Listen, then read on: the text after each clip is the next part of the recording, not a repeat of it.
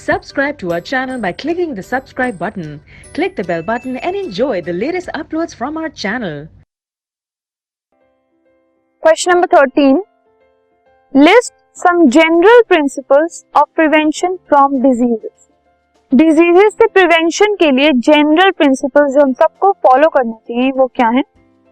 Some general principles of prevention from diseases are, सबसे पहले prevention of overcrowding, second is sanitation, third is safe drinking water, fourth is taking good nutrition, fifth proper habits, sixth freedom from addictions, seventh exercise, eighth relaxation. मतलब overall हमें अपनी habits अच्छी रखनी चाहिए, proper खाना खाना चाहिए, अपनी जो सराउंडिंग्स है उनको क्लीन रखना चाहिए, रेगुलरली एक्सरसाइज करनी चाहिए और अपने आप को ओवर बर्डन नहीं करना चाहिए, रिलैक्स करना भी बहुत जरूरी है, ठीक है।